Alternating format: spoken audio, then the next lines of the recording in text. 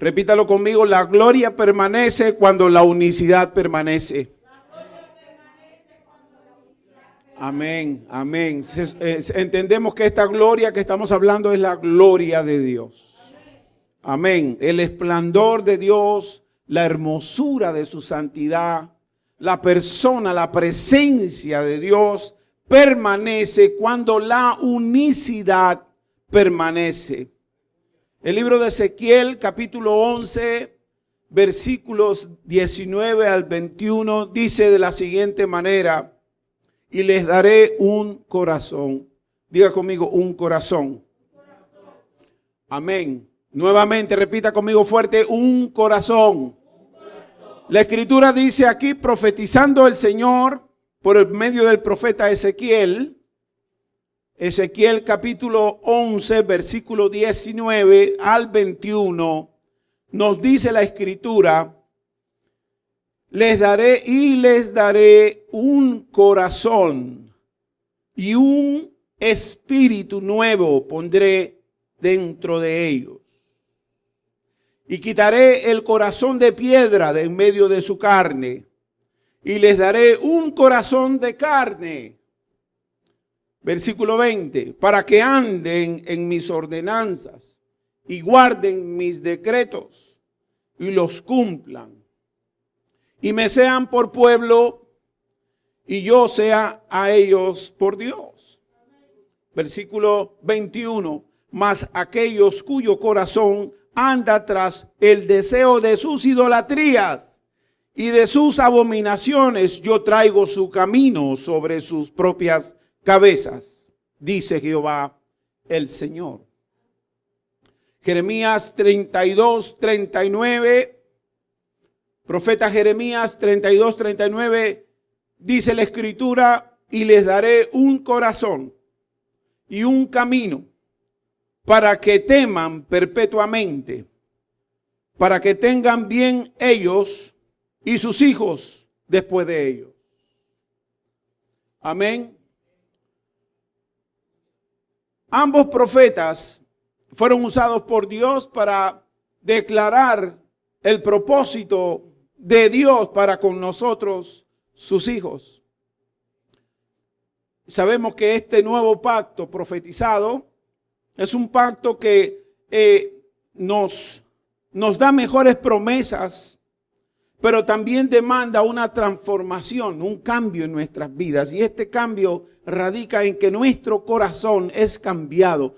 Tu corazón, Dios lo cambia, remueve, quita el corazón de piedra, el corazón endurecido, y nos da un nuevo corazón conforme al suyo, pero nos da un mismo corazón. El pueblo, la nación, la iglesia, todos tenemos un mismo corazón.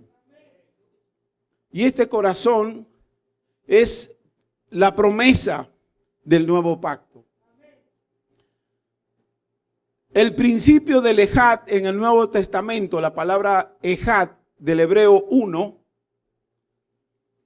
Jehová nuestro Dios uno es, Deuteronomio capítulo 6, versículo 4, Jehová nuestro Dios uno es la palabra uno, ejad. Esta palabra ejad, que significa uno, es la palabra que estamos estudiando, porque de aquí es que nosotros estudiamos y se establece la unicidad. La unicidad no viene de unidad. La unicidad viene de ser uno. No somos varios conectados de una manera en que podamos estar unidos como vínculos que muchas veces nos unen con otras personas por diferentes razones, ¿verdad? La unicidad nos habla de tener un mismo corazón, de ser uno, donde ya nosotros dejamos de ser dos en el matrimonio. Los casados dejan de ser dos para entonces llegar a ser una sola carne. ¿Se acuerdan? ¿Cuántos alaban a Dios por esto? Aleluya, esto es poderoso y es el propósito de Dios, que podamos reflejar la naturaleza de Dios. Amén. Cuando Dios, que creó lo visible se da, siendo invisible, Dios se da a conocer por medio de su creación hecha. Y la mayor expresión de su creación somos nosotros. Y a nosotros el Señor, al hombre Adán y Eva, les dio su gloria. Les dio su gloria para que la expresaran a través de la unicidad del matrimonio, de los casados, llegando a ser uno solo, siendo dos personas. Amén. El libro de Lucas, capítulo 24, versículo 32, voy a ir por varios pasajes, pero usted lo anote y si lo puede seguir luego, lo lee, si lo encontró, pues gloria al Señor. Vemos aquí el relato del camino de Emaús, donde unos creyentes se decían el uno al otro, versículo 32, se preguntaban, ¿no ardía nuestro corazón en nosotros mientras nos hablaba en el camino? Y cuando nos abría las escrituras. Ahí vemos que en ese camino de Emaús Cristo se manifiesta resucitado y les habla a los discípulos y ellos se preguntan uno al otro, ¿no ardía nuestro corazón mientras nos hablaba en el camino y cuando nos abría las escrituras? Los dos hombres, dice, en el camino de Emaús dijeron que su corazón ardía.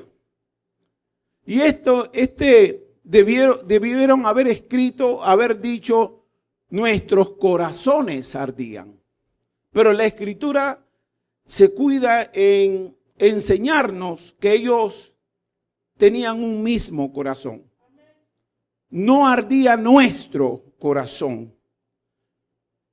Porque cuando la presencia de Cristo se hace manifiesta en nosotros, entonces nuestros corazones son un solo corazón. Ellos corrieron y se fueron al aposento alto, donde los que estuvieron en el aposento alto posteriormente también fueron uno de un solo corazón. Y entonces allí se estableció la unicidad, el ejad, la unicidad en el Pentecostés, donde 120 personas estuvieron en comunión y unicidad. Hechos capítulo 1, versículo 4 dice, y estando juntos les mandó que no se fueran de Jerusalén, sino que esperasen la promesa del Padre, la cual les dijo, oísteis de mí. Todos sabemos que esa promesa del Padre fue la llegada del Espíritu Santo, el bautismo del Espíritu Santo. No era que el Espíritu Santo no había estado en la tierra, no era que el Espíritu Santo no había estado, su presencia no había llenado a otros hombres en la antigüedad, sino que ahora el Espíritu Santo les bautizaría a los que estuviesen en esta unicidad, siendo uno. Por eso que la Escritura en el libro de los Hechos nos dice, y estando juntos les mandó a que no se fueran de Jerusalén y esperasen la promesa del Padre, la cual les dijo, oíste de mí. Hechos 2:1 dice, cuando llegó el día del Pentecostés, estaban todos unánimes juntos. Cuando llegó el día del Pentecostés nos enseña que ellos estaban esperando que llegase. No es que llegó de repente, ellos estaban esperando que llegase esta fecha del día del Pentecostés. El día de Pentecostés era una fiesta que se celebraba en Israel 50 días después de la Pascua. Pentecostés, 50 en griego. El Pentecostés nos habla de unos frutos nuevos, ¿verdad? La primicia de una gran cosecha que se presentaba antes de la cosecha, por eso es primicia. Y esta primicia de la gran cosecha de unicidad en la iglesia fueron estos 120. ¿Cuándo sucedió el día del Pentecostés? ¿Qué sucedió? Estaban todos unánimes juntos esperando el Pentecostés, o sea que llegara el cumplimiento de esos 50 días luego de la Pascua, que fueron los días que Cristo fue llevado a la cruz. Murió y resucitó por nosotros. Estos 50 días se cumplen en el Pentecostés y qué bueno que ellos fueron obedientes al Señor y estaban todos unánimes. De un solo corazón, diga, de un solo corazón. Aquí empezamos a entender la naturaleza de Dios.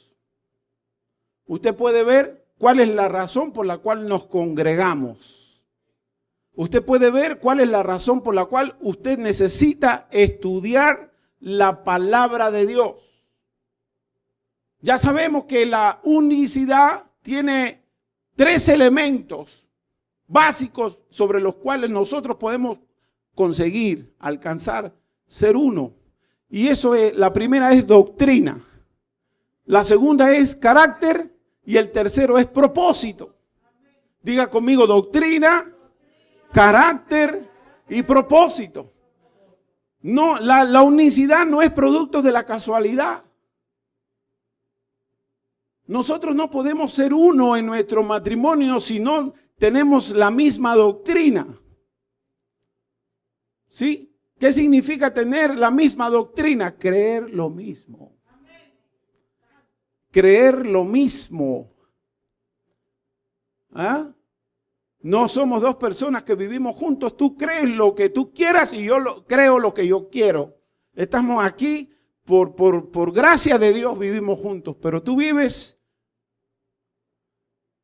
a tu manera y yo vivo a la mía. No se va a dar la unicidad. La unicidad no se da así. La unicidad necesita el fundamento de la doctrina. Doctrina significa enseñanza. Lo que usted está aprendiendo por lo que le enseñan. Necesitamos aprender lo mismo.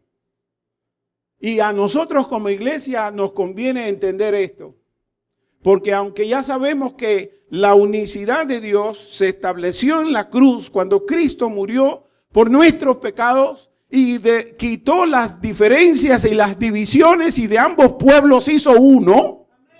Y no solamente unió a los pueblos, sino que unió el cielo a la tierra por su sacrificio en la cruz. Derramando su sangre para quitar las enemistades, las divisiones y los pleitos. Esto incluye el hogar, incluye la familia, incluye todo lo que Dios estableció y le dio su gloria para que por medio de la unicidad pudiéramos manifestarla. Entonces en el hogar nosotros nos toca creer lo mismo. Creer lo mismo significa que sabemos en dónde estamos, para qué fuimos llamados, cuál es nuestro propósito, cuál es nuestra identidad, quién es nuestro Padre, en qué consiste la salvación. Todas estas cosas que son lo que nos enseñan, pues es lo que nos da es doctrina. Se acaban las diferencias cuando hay doctrina. En el Pentecostés estaban todos unánimes, uno. ¿Y qué hacían? Perseveraban en oración. ¿Sí? Perseveraban orando. ¿Sabía usted que la unicidad en la oración no se logra poniéndonos de acuerdo para hacer una lista de qué es lo que vamos a orar? Eso no es unicidad. Unicidad es orar con la misma mente. Una mente que conoce cuál es la voluntad de Dios, buena, agradable y perfecta. Y para esto hace falta doctrina. ¿Cuál es el resultado de la unicidad en la oración? Doctrina. Porque cuando terminamos nosotros, cuando oramos, pedimos al Padre de acuerdo a lo que conocemos y entendemos. Habemos personas que todavía en este tiempo nos damos el lujo, o mejor dicho, perdemos nuestro tiempo orando. Porque estamos orando fuera de lo que es el contexto y el pacto, el nuevo pacto vigente en el cual nos encontramos. Estamos orando como David, como Salomón, Cuando ya ni la oración de David, ni de Salomón, ni de ninguno de los que estuvieron en el Antiguo Testamento, ¿verdad? Aparte de Abraham, que es el padre de la fe, al cual le fueron dadas las promesas de que él heredaría, su generación sería bendita, ¿verdad? Un hombre que oró y creyó y obedeció por fe. Pero muchos de los del Antiguo Testamento oraban de acuerdo al antiguo pacto, en donde todavía no se había cumplido esta redención eterna que Cristo logró por nosotros. Y gracias a este sacrificio estamos ya conectados al Padre, ya estamos sentados a la diestra del Padre en los lugares celestiales en Cristo Jesús. Ya no necesitamos estar orando para que Dios nos bendiga, sino que ya sabemos que hemos sido bendecidos. No estamos orando para que Dios nos lleve al cielo. Ya estamos en el cielo sentados a la diestra del Padre. No estamos orando para que Dios nos oiga, es que ya Dios nos escuchó. Pero hay una diferencia en doctrina que nos impide la unicidad.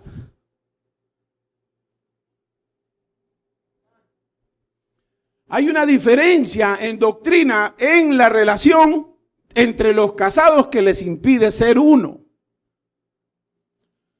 Por eso que Dios, enviando a su Hijo Jesucristo al mundo, su Hijo Jesucristo llamó a 12. Y a estos 12, que son los discípulos y posteriormente los apóstoles, sobre los cuales se edifica la iglesia apostólica, enseñaron la misma doctrina.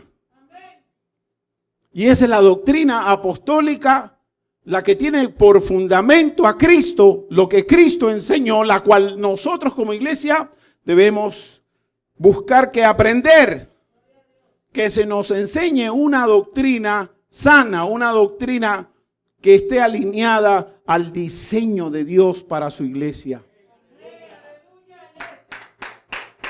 ¿Por qué vienen las diferencias? ¿Por qué vienen las divisiones en la iglesia del Señor? Por la doctrina diferente. No porque Dios nos permita o le agrade las divisiones ni las diferencias, sino porque las interpretaciones humanas traen divisiones. Las malas interpretaciones, el egoísmo, el individualismo ministerial, muchas veces el anhelo de crecer, el anhelo de establecer diferentes opiniones empiezan a gobernar, y lo que trae es división, porque la doctrina apostólica no se está impartiendo. Porque esta doctrina no solo hay que enseñarla, sino impartirla. La diferencia es que usted la muestra, la vive, la modela, la ejecuta, enseña a otros, inspira a los demás a vivirla. No solo a enseñarla, sino que la modela. Aleluya, no es lo mismo enseñar que modelar, que impartir, de dar de lo que tú has aprendido, de lo que Dios te reveló. Ellos estuvieron en el aposento alto esperando el cumplimiento de esta promesa que el Señor les dijo: no se vayan de Jerusalén hasta que llegue la promesa. Y esa promesa dada por el Padre para nosotros y para ellos en esos 120 era el bautismo del Espíritu Santo. Aleluya. Hechos capítulo 2, versículo 1 dice: y cuando llegó el día del Pentecostés, estaban todos unánimes juntos. Aleluya. Y esta palabra unánimes, juntos, ellos estaban esperando que llegase. La gloria de Dios permaneció cuando la unicidad, el ejad, permaneció. Dios dijo que Él no daría su gloria a otro, pero en el día del Pentecostés, Dios le dio su gloria a 120. Quienes representaban su semejanza. La gloria permaneció porque la unicidad, el ejad de Dios permaneció. Donde no está el ejad de Dios, la gloria se va. Definición de la palabra unánimes. ¿Qué significa ser unánime? Dice que ellos estaban unánimes juntos. Perseveraban en la doctrina unánimes juntos. La palabra unánime es un adjetivo que viene del latín unanimis. Unánimes responde a un estado de ánimo único, unificado. O sea, todos tenemos el mismo estado de ánimo. No tenemos varios estados de ánimo. Ay, yo siento que Dios está aquí. No, yo no siento nada. Yo siento que hay que predicar. No, yo siento que hay que orar. Eso no es ser unánime. Eso es tener diferentes ánimos. En el caso nuestro, muchas veces llegamos a la casa, aquí donde nos reunimos. ¿Cómo llegamos? Algunos cargados, otros adoloridos, otros locos porque se termine antes de empezar. Otros que tienen un compromiso. Tengo un baby shower. Algunos me dijeron, pastor, termine rápido porque tengo un baby shower después del servicio. Otros ni vinieron. Amados, hemos malinterpretado el diseño de Dios para su iglesia. En el aposento alto, ninguno estaba buscando lo suyo propio.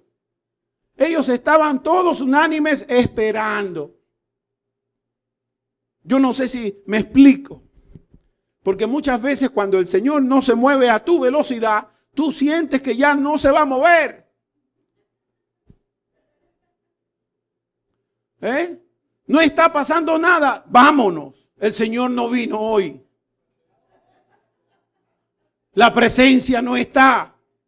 Y puede ser que el Señor esté esperando justamente a ver cuáles son aquellos entendidos que perseveran hasta el final, de aquellos que no se mueven por lo que sienten, aquellos que se quedan y permanecen porque tienen una convicción de que si Dios dijo que Él estaría presente, Dios estará presente. No necesitamos que algo suceda para creer que Dios cumplirá lo que nos ha prometido. Estos estaban esperando.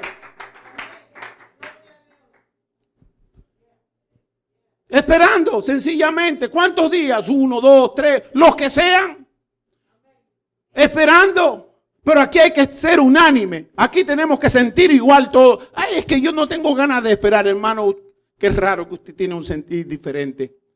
Porque la doctrina que nosotros tenemos y lo que hemos aprendido de lo que es la voluntad de Dios buena, agradable y perfecta es que permanezcamos aquí. Y esto, amados, es algo que para nuestra naturaleza carnal, humana, es imposible de lograr. Para que esto suceda debe haber una transformación en nosotros. Por eso que el Señor dijo en el nuevo pacto, estando aún en el antiguo, y les daré un solo corazón. Les voy a quitar el corazón de piedra que tienen y les voy a dar uno nuevo. Este corazón nuevo no lo cambiamos ni lo producimos ni usted ni yo. Es una obra que el Espíritu Santo hace en cada uno de nosotros. Es como que es espiritual, amado. Es como que cuando usted verdaderamente siente que Dios le está poniendo ese fuego, esa llama en su interior. Los de Camino de Maús decían, no nos ardía nuestro corazón cuando nos estaba hablando. ¿Por qué? Porque estaba la presencia de Dios en ellos. Era el propio Espíritu Santo que estaba llenando sus vidas unánimes. Repita conmigo, debemos aprender a ser unánimes. No unidos. Nos pueden unir propósitos equivocados. Hay gente que se pueden unir en casamiento por intereses materiales, sin ninguna intención de llegar a ser uno. Ay, dígame ay, uy, dígame algo. Pero no hemos aprendido cuál es la intención de ser unánimes aún en la iglesia. En la iglesia nosotros debemos tener un mismo corazón. La definición, continuamos definiendo unánimes. responde, repito, a un estado de ánimo único, unificado, lo que es del mismo parecer, del mismo parecer, un mismo sentimiento. Y nuestra voluntad concuerda, está acorde, como los instrumentos. En una canción, todos los instrumentos están acorde, en el mismo tono.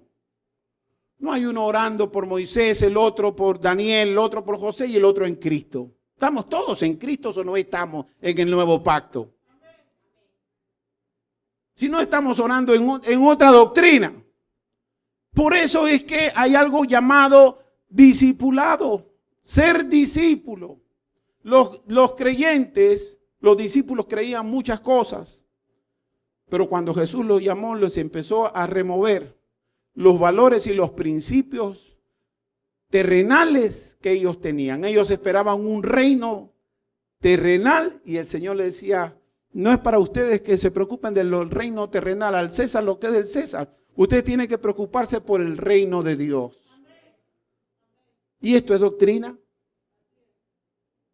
Y esta doctrina debe producir la unicidad. Uno de los elementos, dijimos que es la doctrina, el segundo pilar o fundamento de la unicidad es carácter. El carácter tuyo y mío es el carácter de Cristo. ¿Quién lo produce? El Espíritu Santo. Mas el fruto del Espíritu Santo es amor, gozo, paz, paciencia, benignidad, fe, templanza, mansedumbre. Amados, estas virtudes de este carácter es el carácter que el Espíritu Santo produce en el creyente como un fruto de una relación. No es que usted viene un día y ya usted recibe el fruto del Espíritu Santo. Una cosa es ser bautizado por el Espíritu Santo, que puede ser en un instante, pero el fruto del Espíritu Santo habla de una permanencia en una relación de obediencia al Señor por un periodo de tiempo suficientemente largo como para ser lleno. Diga conmigo, lleno. ¿Sabía usted que el fruto viene cuando el árbol se llena de vida? Ya cuando la savia del árbol no tiene para dónde más crecer, entonces abre la rama y brota el fruto. Así también nosotros, el fruto del Espíritu Santo es cuando usted se llena de Dios.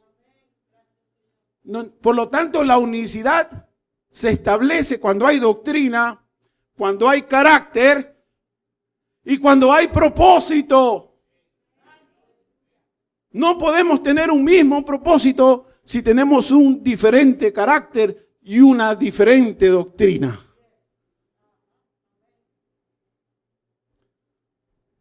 Porque el carácter es lo que somos, lo que hacemos, lo que usted es. Usted es de acuerdo a lo que, usted actúa de acuerdo a lo que usted es, a lo que yo soy. ¿Cómo reacciono cuando viene una prueba? ¿Cómo reflejo, cómo manifiesto el carácter que tengo? ¿Cuáles son las decisiones que tomo? ¿Cómo las tomo? De acuerdo a la naturaleza que tengo, a lo que ya soy por dentro.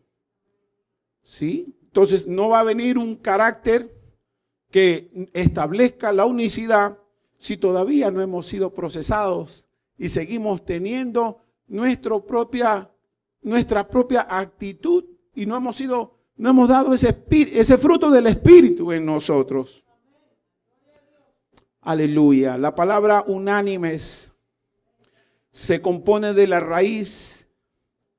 Es un adjetivo que se compone de la raíz numeral unus o uno, procedente del radical indoeuropeo y oíno, que expresa unicidad. Esto es la raíz de la palabra unicidad que estoy leyendo. ¿De dónde proviene esta palabra? Dice que es una palabra indoeuropea, oíno, que habla de uno. y de la raíz de dos vocablos latinos que son ánima y animus. Ánima significa aliento, vida, alma, y animus significa carácter, coraje, espíritu. O sea que la palabra unánimes no significa estar juntos por alguna intención personal o conveniencia o circunstancia casual, sino que la palabra en sí es una palabra compuesta por palabras que nos hablan de ser uno. Uno. Y esto como que siento que nos está abriendo el entendimiento. ¿Ah? O sea, ser uno, tener la misma mente, ser unánime, la misma voluntad. ¿Será algo que podemos lograr por nuestra propia cuenta?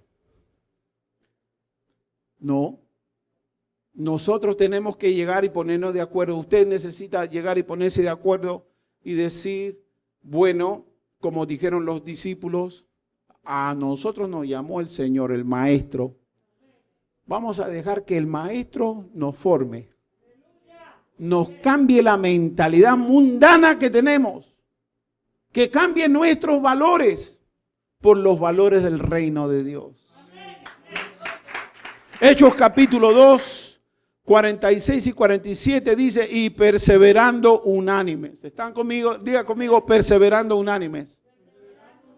¿Sabe que usted para ser unánimes tiene que leerlo completo? Dice, perseverando. ¿Ah? Perseverando. Si usted no está dispuesto a perseverar, usted no va a ser unánime.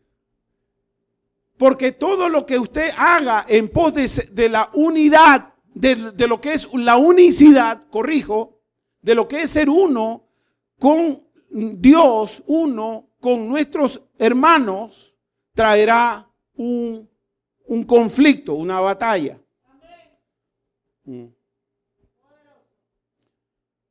El enemigo está opuesto a que se establezca la unicidad. Él puede permitir que usted se junte con alguien y viva con alguien o se congregue con alguien más, estando muchas veces en desacuerdo. Estamos en la misma iglesia, pastor, pero yo no creo lo mismo. Yo no creo lo que el hermano dijo. Yo creo diferente.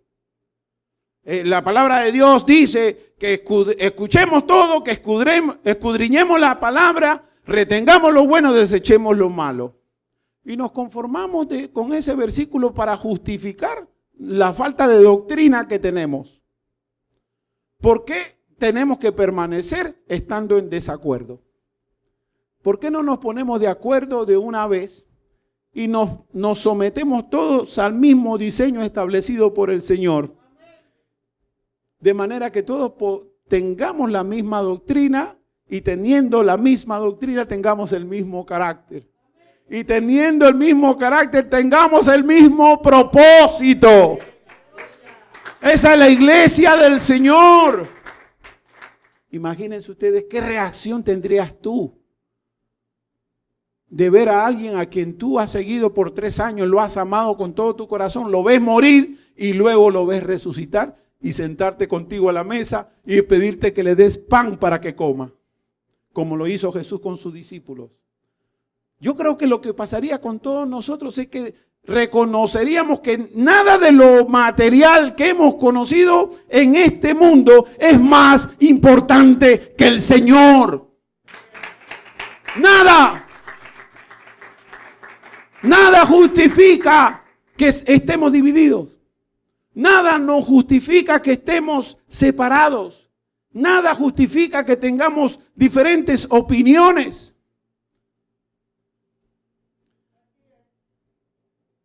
Yo no sé si usted en su matrimonio alguna vez se ha puesto en discusión con su cónyuge. Yo sí, muchas veces. Y discutimos todavía. Tenemos ciertos desacuerdos todavía.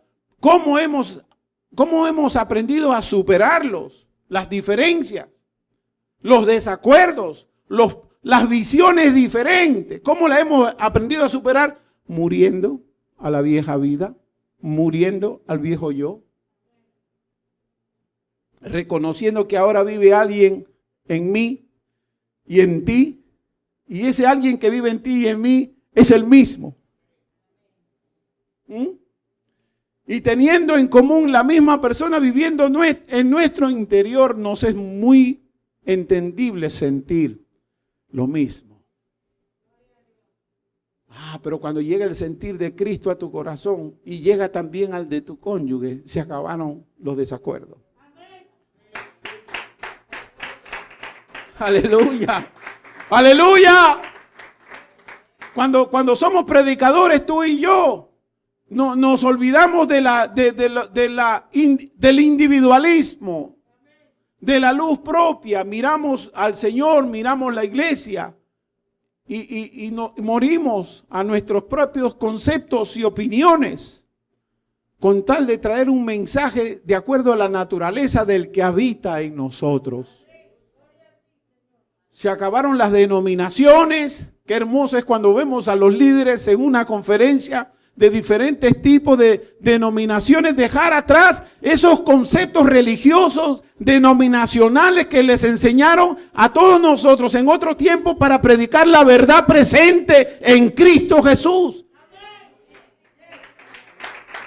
¿Qué es lo que verdaderamente va a establecer en nosotros? No va a llevar a lo establecido por Cristo, y es ser uno, ser unánimes. Y esta es la necesidad que tenemos como iglesia, de ser unánimes. Aleluya. Hechos, bueno, le puedo leer muchos pasajes y usted lo puede leer. Hechos 8:6 dice, y la gente unánime escuchaba atentamente las cosas que decía Felipe, y oyendo y viendo las señales que hacía. Filipenses 2:2, contemplad mi gozo sintiendo lo mismo, teniendo el mismo amor, unánime, sintiendo una misma cosa. Subráyelo, Filipenses 2:2. Esto es lo que produce gozo en el corazón de Pablo, también en el de Dios, en el de todos nosotros. Sintiendo lo mismo, teniendo el mismo amor, unánimes, sintiendo una misma cosa. Oramos en esta hora y me acuerdo, hombres de Dios, mujeres de Dios, que hemos llegado sencillamente a rendirnos ante la realidad de la división y las diferencias existentes en los creyentes hoy en día. Muchos líderes llegamos todavía a aceptar y reconocer de que estamos divididos, de que no estamos de acuerdo, que no somos unánimes. Y aceptamos esto como si fuera algo aceptable. Jamás podrá ser algo aceptable lo que está en contra de la naturaleza del que nos habita. Jamás podremos estar de acuerdo y aceptar algo distinto, porque esto no es un asunto de religión, es un asunto de naturaleza. Es la naturaleza del que te habita, del que nos llenó, del que nos bautizó, del que nos doctrinó, del que cambió nuestro carácter, del que nos señaló su propósito eterno. Jamás podremos ser capaces de violar e ir en contra de la naturaleza que está en usted y que está en mí y que está en todos nosotros. Estaríamos violando el principio del nuevo pacto, en donde todos tenemos un mismo corazón. No podemos sucumbir. Usted no puede aceptar una realidad contraria a la naturaleza que porta. Ay, pastor, somos muchos, pero no estamos de acuerdo. Yo no estoy de acuerdo con el hermano. El hermano dice, yo no estoy de acuerdo con el pastor. Yo no estoy de acuerdo. Nosotros estamos juntos, pero tenemos diferentes doctrinas. Tenemos diferentes principios. Cuando oramos, cada uno oramos desde una perspectiva diferente. Y decir, es que somos así. Siempre hemos sido así y nada nos va a cambiar.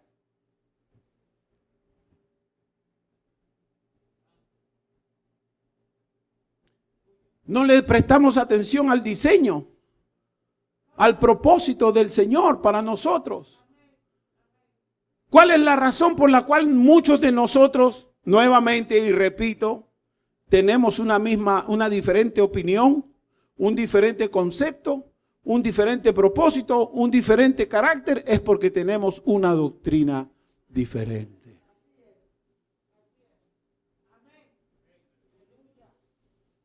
Y si tenemos una doctrina diferente, no lo podemos dejar así. Usted tiene el compromiso de llegar a descubrir en qué está fallando o distorsionada su doctrina. Porque si le enseñaron mal, no culpe al maestro que tuvo.